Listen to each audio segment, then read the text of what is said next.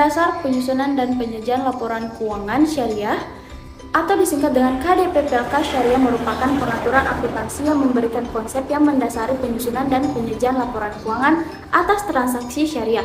KDPPLK ini pertama kali disahkan oleh Dewan Standar Akuntansi Keuangan Ikatan Akuntan Indonesia (DSAK-IAI) pada tanggal 27 Juli 2007 dan masih berlaku sampai saat ini. Tujuan kerangka dasar ini digunakan sebagai acuan bagi yang pertama yaitu penyusunan standar akuntan keuangan syariah dalam pelaksanaan tugasnya. Yang kedua, penyusunan laporan keuangan untuk menanggulangi masalah akuntansi syariah yang belum diatur dalam standar akuntansi keuangan syariah. Yang ketiga, auditor dalam memberikan pendapat mengenai apakah laporan keuangan disusun sesuai dengan prinsip akuntansi syariah yang berlaku umum. Yang keempat, para pemakai laporan keuangan dalam menafsirkan informasi yang disajikan dalam laporan keuangan yang disusun sesuai dengan standar akuntansi keuangan.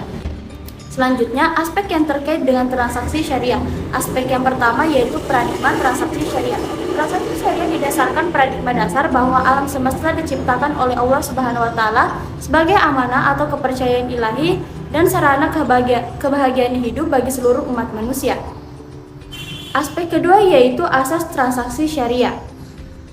Pada transaksi syariah berdasarkan prinsip terbagi beberapa bagian. Yang pertama yaitu persaudaraan atau ukhuwah. Maksudnya transaksi syariah menjunjung tinggi nilai kebersamaan dan memperoleh manfaat hingga tidak boleh mendapatkan keuntungan di atas kerugian orang lain. Yang kedua yaitu keadilan. Keadilan di sini maksudnya selalu menempatkan sesuatu hanya pada tempatnya dan memberikan sesuatu hanya pada yang berhak atau memperlakukan sesuatu sesuai porsinya.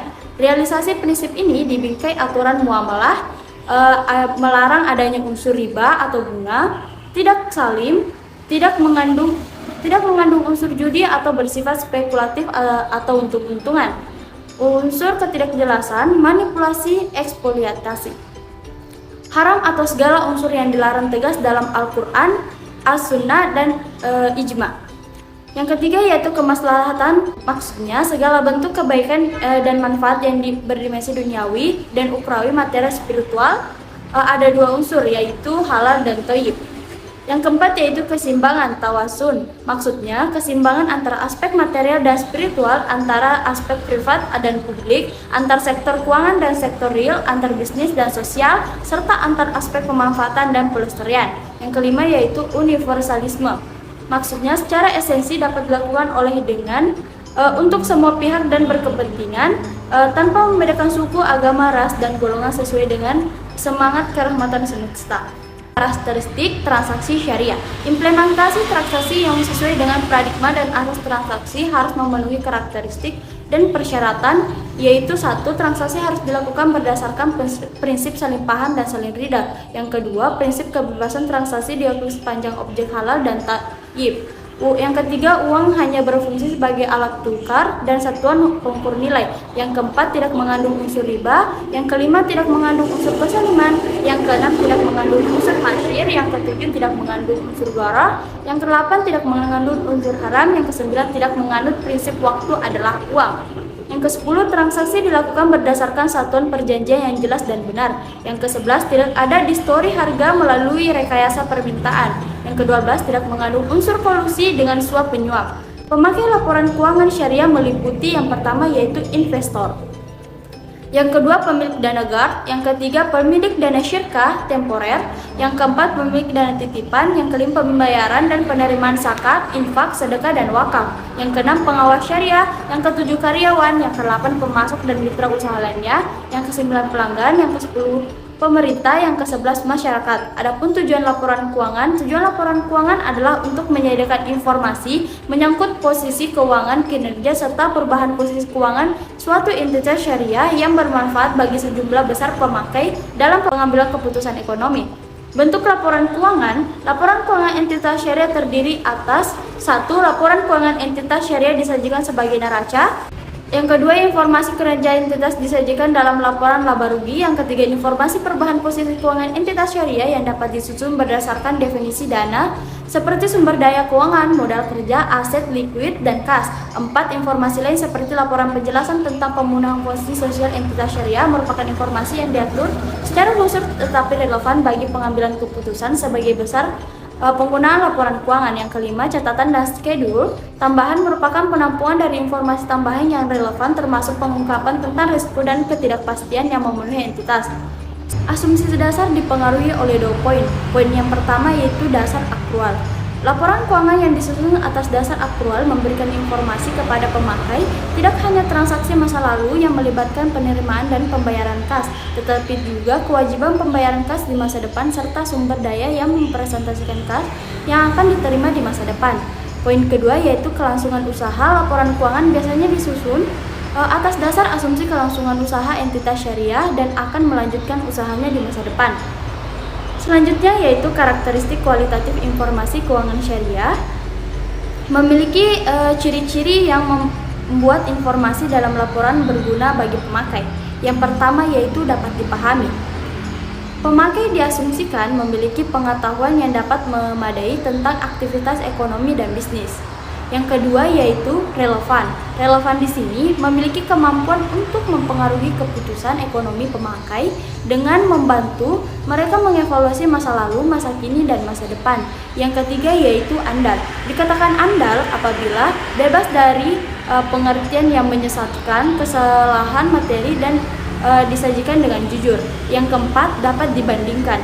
Maksudnya, pemakai harus dapat membandingkan laporan keuangan entitas syariah antar periode untuk mengidentifikasi posisi dan kinerja keuangan.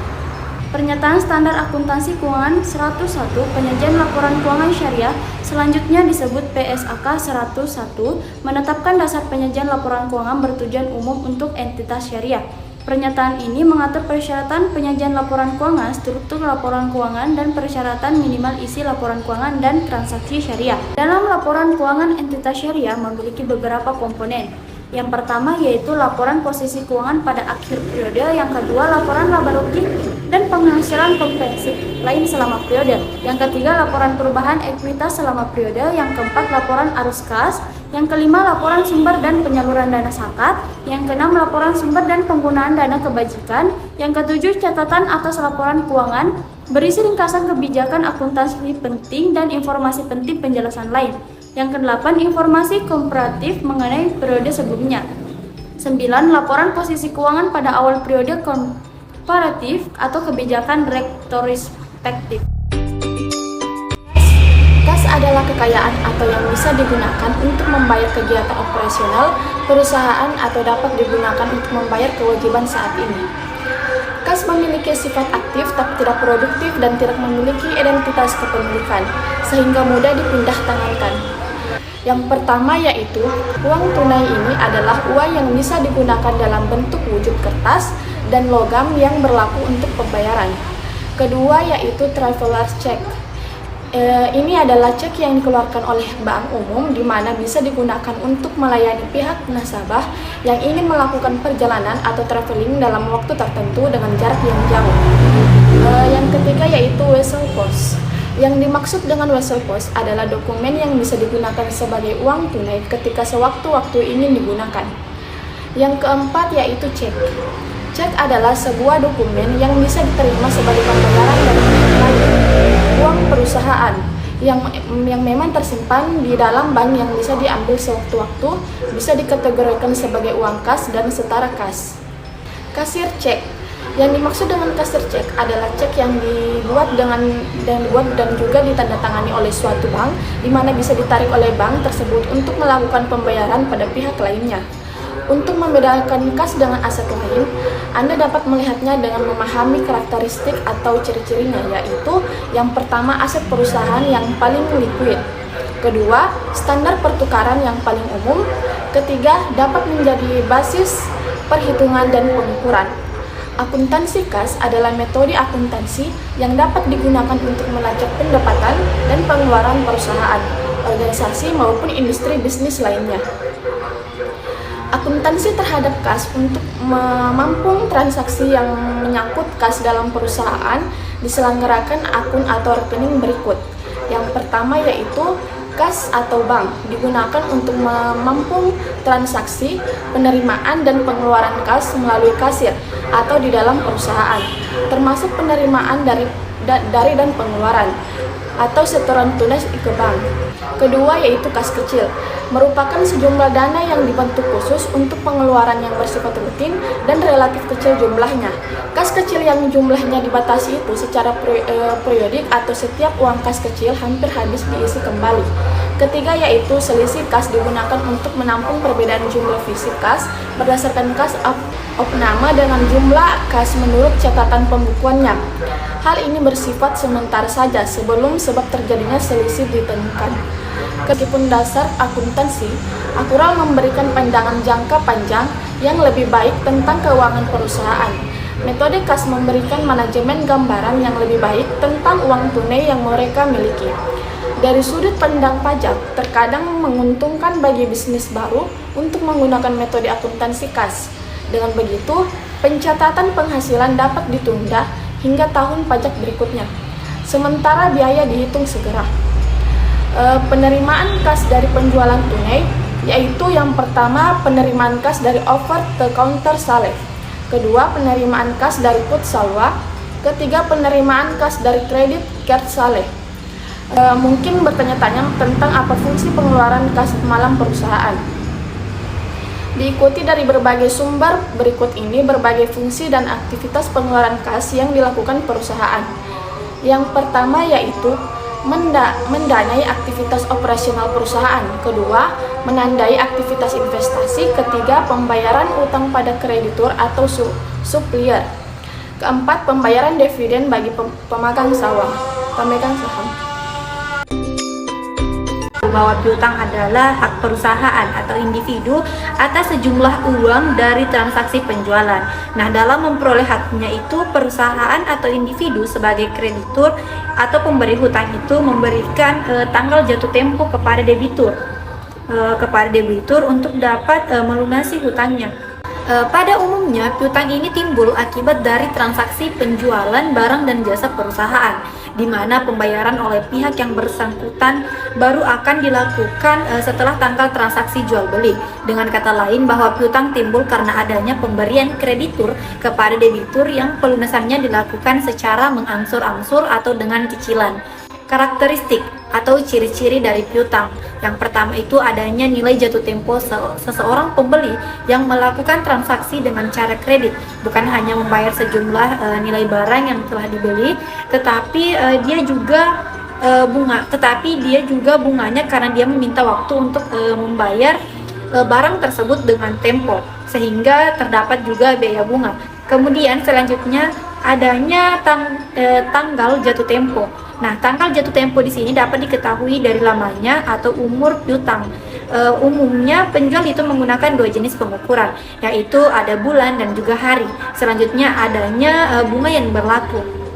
Nah, di mana piutang dapat terjadi karena pembeli itu memutuskan atau melakukan transaksi secara kredit. Nah, hal inilah yang menimbulkan bunga. Bunga dalam hal ini sebagai bentuk konsekuensi pembeli yang meminta waktu pembayaran tertentu dan sebagai keuntungan bagi penjual karena sudah bersabar dalam menunggu pelunasan kredit tersebut. Jenis-jenis piutang. Yang pertama, ada piutang usaha. Nah, di mana piutang usaha atau akun receivable di sini adalah suatu jumlah pembelian kredit dari pelanggan yang muncul sebagai akibat dari penjualan barang atau jasa. Kemudian ada wesel tagih. Nah, di mana wesel tagih atau netes receivable di sini adalah surat formal yang diterbitkan sebagai bentuk pengukuran utang. Nah, wesel tagih biasanya memiliki waktu tagih antara 60 sampai 90 hari, bahkan lebih lama, serta mewajibkan pihak yang berhutang itu untuk membayar bunga. Kemudian ada piutang lainnya. Piutang lain-lain atau other receivable di sini adalah jenis piutang yang mencakup selain piutang dagang, contohnya seperti piutang bunga, piutang gaji, uang muka karyawan, dan restitusi pajak. Nah, secara umum bukan berasal dari kegiatan operasional perusahaannya. Klasifikasi piutang. Nah, di mana yang pertama itu dalam klasifikasi piutang ada piutang dagang. Yang termasuk piutang dagang di sini yaitu piutang usaha dan wesel tagih. Piutang usaha dan wesel tagih. Nah, di mana piutang usaha itu merupakan piutang dagang yang tidak dijamin dengan rekening terbuka. Kemudian piutang non dagang yang termasuk piutang non dagang di sini seperti penjualan surat yang berharga atau kepemilikan selain barang dan jasa. Kemudian ada uang muka. Nah, ada uang muka bagi para pemegang saham, direktur, pejabat, karyawan, dan perusahaan afiliasi. Kemudian ada pembayaran di awal pembelian. Kemudian ada tuntutan atas kerugian atau kerusakan produk. Kemudian ada saham yang harus disetor. Nah, di mana dilakukan penyetoran untuk menjamin kontrak atau pembayaran biaya. Kemudian ada setoran kepada kreditur atau perusahaan keperluan umum serta lembaga lainnya. Ada pencatatan piutang. Nah, sesuai dengan standar akuntansi keuangan bahwa piutang itu dicatat dan diakui sebesar jumlah bruto atau nilai jatuh tempo. Kemudian dikurangi dengan transaksi, dikurangi dengan taksiran jumlah yang tidak akan diterima. Itu berarti bahwa piutang itu harus dicatat sebesar jumlah yang diharapkan akan dapat ditagih. Pengelolaan piutang. Nah, seperti piutang itu perlu dikelola secara efektif dan efisien agar keberadaannya itu tidak mengganggu aliran kas suatu usaha. Nah, ada beberapa metode yang bisa dilakukan dalam mengelola piutang, seperti dengan standar kredit, syarat kredit, kebijakan kredit, dan pengumpulan piutang. Kemudian penyajian piutang, di mana piutang ini disajikan sebesar jumlah tagihan, kemudian dikurangi dengan taksiran jumlah yang tidak dapat ditagih. Nah, jumlah kotor piutang ini harus tetap disajikan pada neraca, diikuti dengan penyisihan piutang tak tertagih. Kemudian piutang pemegang saham dan piutang perusahaan, afiliasi ini harus dilaporkan tersendiri atau tidak digabung dengan perkiraan piutang karena sifatnya yang berbeda. Nah, dalam hal penelitian ini, piutang itu harus dilaporkan pada nilai bersihnya yang dapat direalisasikan atau jumlah bersih yang diperkirakan itu akan dapat diterima dan dalam bentuk kas. Nah, penilaian terhadap piutang bertujuan untuk menentukan jumlah penghasilan yang pantas untuk setiap periode dengan cara menetapkan nilai yang dapat direalisasi. Penyisihan piutang di neraca dan juga pengungkapan. Nah, piutang itu dilaporkan di neraca sebesar jumlah kotor tagihan dikurangi dengan taksiran jumlah yang tidak dapat ditagih. Investasi adalah kegiatan menempatkan modal yang berupa uang atau harta yang berharga lainnya ke dalam suatu benda, lembaga, atau pihak dengan harapan investor akan memperoleh keuntungan setelah jangka waktu tertentu. Investasi terbagi atas dua. Yang pertama, investasi jangka pendek. Bagi sebagian orang yang sedang mencari dana tambahan untuk kebutuhan mendesak seperti menambah anggaran untuk membeli rumah, mempersiapkan pernikahan, membayar perawatan rumah sakit, dan berbagai kebutuhan lainnya. Investasi jangka pendek menjadi pilihan yang tepat jika dilihat dari segi permodalan. Investasi jangka pendek bisa dimulai dengan modal kecil, bahkan tidak sedikit yang memulai dengan modal yang hanya ratusan ribu rupiah. Namun meskipun bisa dimulai dengan modal kecil, investasi jangka pendek juga memiliki risiko. Yang kedua, investasi jangka panjang. Investasi jangka panjang bertujuan untuk memperoleh dana segar di masa yang akan datang untuk memenuhi kebutuhannya, baik yang direncanakan maupun yang bersifat darurat seperti biaya haji atau umrah, biaya perawatan kesehatan, pembelian rumah, perkawinan, pendidikan anak, dan sebagainya. Tujuan lainnya dari investasi jangka panjang adalah untuk mendapatkan pendapatan pasif berkala seperti bunga, dividen, atau bunga sewa. Yang pertama, deposito. Deposito atau investasi berjangka waktu merupakan salah satu jenis investasi yang banyak diminati karena cara yang sangat mudah dan tidak berbelit-belit. Misalnya, jika kita menabung dalam jumlah dan waktu tertentu, kita akan mendapatkan bunga sebagai imbalannya. Keuntungan dari deposito adalah tingkat pengembalian yang tetap dan bunga yang dijanjikan lebih pasti. Yang kedua, saham. Selain deposito, saham juga menjadi salah satu jenis investasi yang paling diminati. Secara teknis, kita akan membeli saham di Bursa Efek. Setelah itu, kita akan mendapatkan persentase hak kepemilikan perusahaan yang sahamnya telah kita beli. Semakin besar persentase saham yang dimiliki, maka semakin kuat pula kekuatan yang kita dalam perusahaan tersebut. Yang ketiga, obligasi adalah jenis investasi yang hampir mirip dengan saham. Bedanya, keuntungan yang kita dapatkan lebih dinamis dan jumlah uang yang kita dapatkan cenderung lebih pasti. Yang keempat, reksadana adalah investasi di mana yang dikumpulkan dari beberapa investor akan digabungkan menjadi satu dan kemudian diinvestasikan di berbagai pasar modal. Hal-hal yang harus diperhatikan dalam investasi: yang pertama, dapat mengatur finansial yang sehat. Pada dasarnya, uang yang kita miliki dialokasikan pada pos-pos secara tepat, antara lain belanja, utang, dan simpanan. Ketiga, pos tersebut memiliki urutan yang harus diperhatikan sehingga tidak salah langkah dalam mengatur keuangan. Investasi memang penting dan memberikan keuntungan finansial di masa mendatang. Yang kedua, menetapkan tujuan dalam melakukan kegiatan apapun. Tentu kita memiliki suatu tujuan tertentu, sama halnya saat kita hendak memutuskan untuk melakukan penanaman modal. Sebelum menjalankannya, maka tujuan berinvestasi wajib dibuat. Penetapan tujuan ini dilakukan untuk mengetahui langkah apa saja yang tepat untuk diambil. Yang ketiga, mempelajari jenis instrumennya.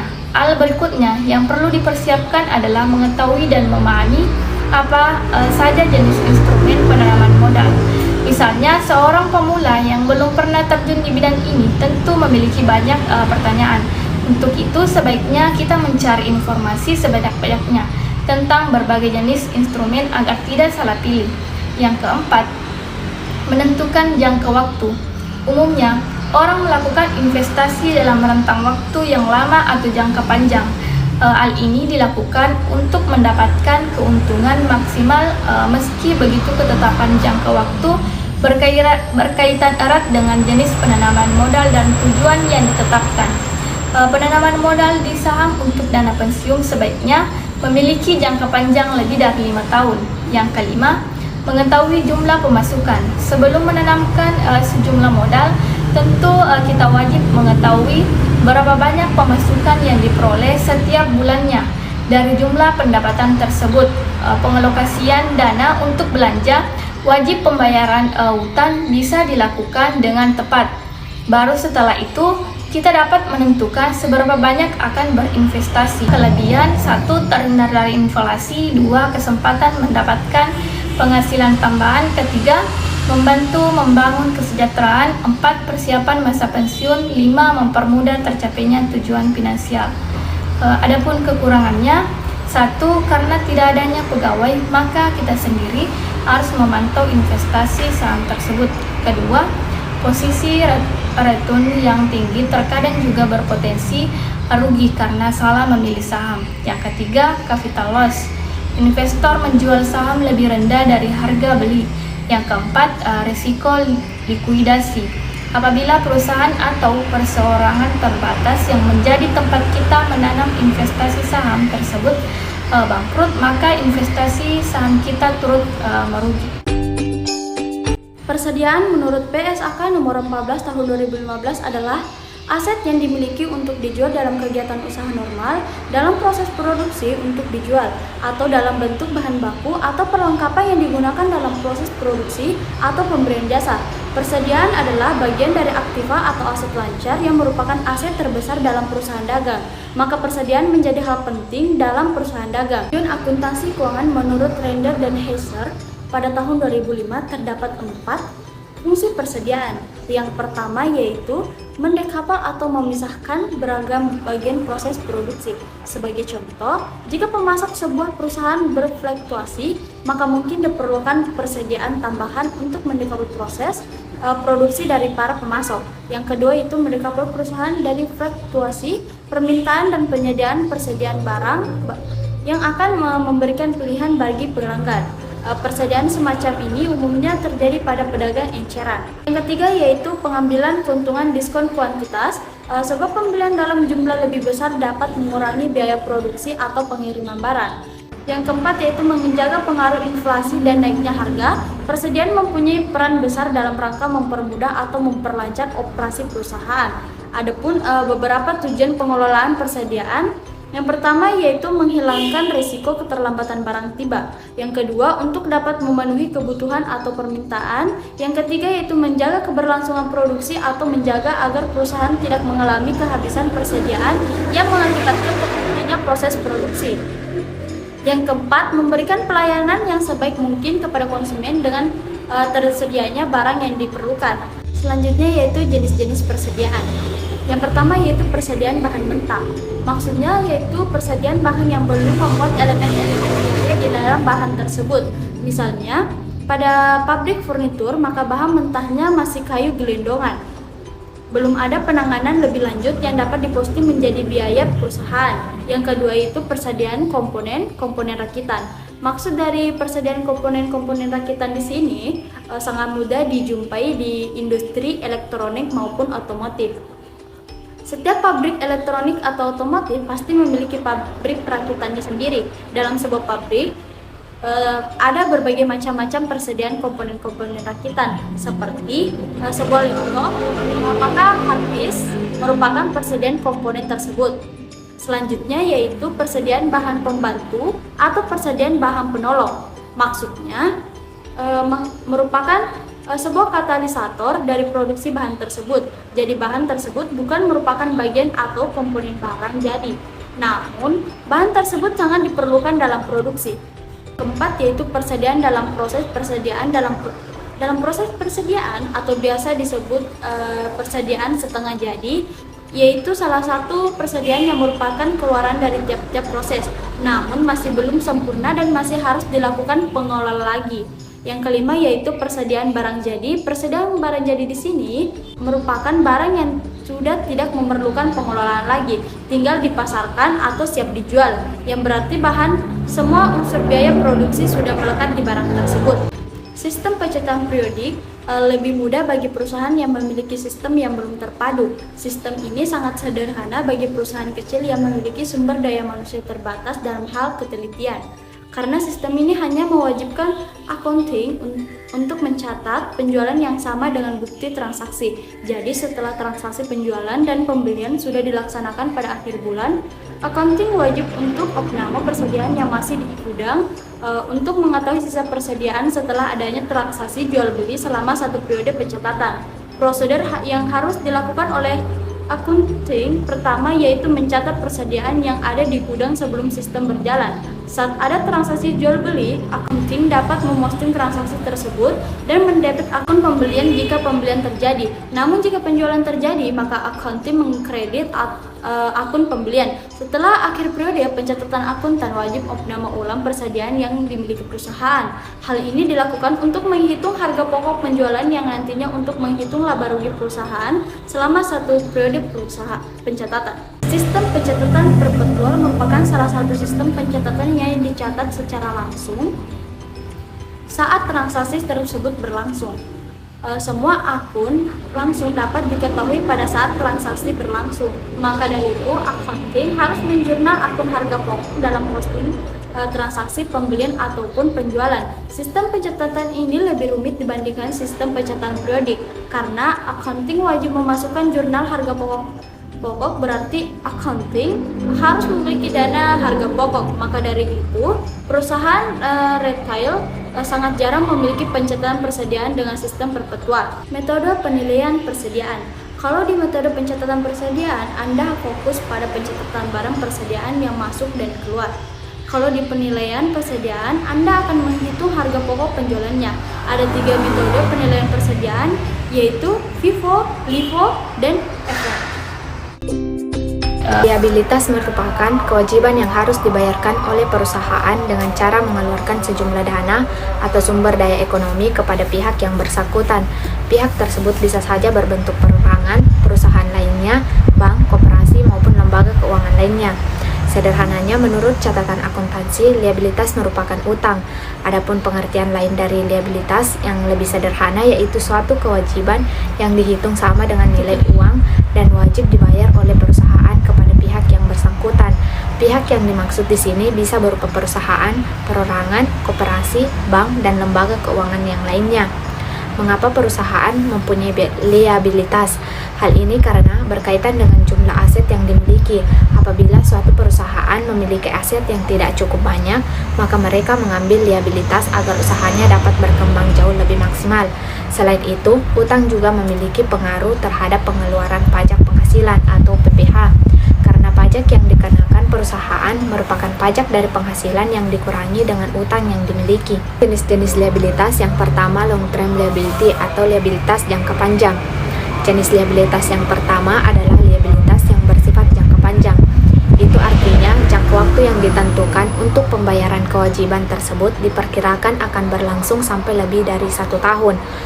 Contoh dari liabilitas jangka panjang adalah uang tunai yang berbentuk hipotek, hutang obligasi, dan pinjaman dana tunai. Yang kedua, short term liability atau liabilitas jangka pendek. Jenis liabilitas yang kedua adalah liabilitas yang bersifat jangka pendek.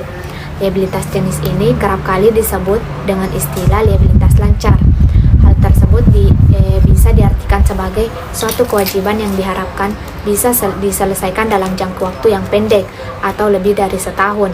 Berikut ini adalah beberapa contoh liabilitas jangka pendek. Yang pertama yaitu kewajiban pajak penjualan. Kewajiban pajak penjualan juga termasuk ke dalam utang atau liabilitas, di mana hal tersebut adalah akumulasi dari pajak penjualan yang bisa diperoleh dari konsumen dan ditahan sampai ketika jatuh tempo sebelum dibayarkannya ke perpajakan. Yang kedua, kewajiban pajak penghasilan. Tentu kita tahu bahwa ada beberapa perusahaan yang memotong gaji karyawannya untuk digunakan sebagai pajak penghasilan. Potongan tersebut biasanya akan dikumpulkan dan disimpan sampai waktunya disetorkan ke perpajakan negara. Yang ketiga, hutang hipotek dan pinjaman dana. Apabila sebelumnya kedua hutang tersebut masuk ke dalam contoh liabilitas jangka panjang, maka sekarang sudah hadir sebagai contoh jenis liabilitas jangka pendek. Hal tersebut bisa terjadi apabila pembayaran dilakukan dengan cara dicicil per bulan. Dengan begitu, pembayaran di bawah 12 bulan akan dikategorikan sebagai liabilitas jangka pendek. Beberapa karakteristik dari liabilitas. Yang pertama, semua pinjaman yang dipakai untuk meningkatkan pendapatan pribadi atau perusahaan, baik itu dari bank, perorangan, atau yang lainnya, harus dibayar saat itu juga, ketika sudah jatuh tempo. Kedua, segala macam bentuk kewajiban yang harus dibayarkan pada pihak lain, entah itu pertukaran aset, transfer uang tunai, pemberian layanan atau jasa, dan kegiatan lain yang memberikan manfaat ekonomi pada periode yang sudah ditentukan sesuai dengan kesepakatan atau waktu peristiwa bisnis tertentu. Ketiga, kejadian bisnis atau transaksi yang sudah terlaksana serta mengharuskan entitas. Keempat, sebuah bentuk tanggung jawab entitas kepada pihak lain, baik itu yang meninggalkan suatu kebijakan atau yang tidak menghadiri upaya pelaksanaan. Adanya laporan liabilitas pada sebuah perusahaan juga bisa digunakan sebagai salah satu indikator kesehatan finansial perusahaan tersebut. Oleh karena itu, penulisan dan pencatatan harus dilakukan secara detail dan rinci, rapi, serta terstruktur. Berikut ini adalah 2 cara yang dapat digunakan untuk menganalisis liabilitas di suatu perusahaan. Pertama, dengan melalui rasio hutang terhadap aset yang dimiliki suatu perusahaan. Saat Grandmas menggunakan cara yang satu ini, maka hal yang perlu dipastikan adalah beberapa jumlah aset yang dimiliki perusahaan yang bisa digunakan untuk mencakupi dan menutupi kewajiban atau liabilitas tersebut. Kita bisa hitung dengan menggunakan persentase semua jumlah hutang dan pastikan bahwa total atau jumlahnya kurang dari 50%. Jika total semua hutang yang dimiliki bisa ditutupi dengan menggunakan total aset usaha yang dimiliki suatu perusahaan, maka kemungkinan besar perusahaan tersebut tetap bisa beroperasi. Kedua, menggunakan rasio hutang terhadap ekuitas.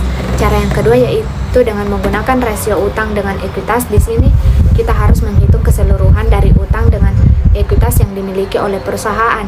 Pastikan bahwa hasil dari rasio utang dengan ekuitas tidak lebih dari 50%. Akan tetapi jika kenyataannya lebih dari 50%, maka itu adalah saat perusahaan harus mengurangi jumlah kewajiban atau utang yang dimiliki. Jadi liabilitas adalah bukan sesuatu yang buruk untuk sebuah perusahaan atau bisnis. Ada saatnya hal itu justru menjadi salah satu cara untuk mencapai kesuksesan.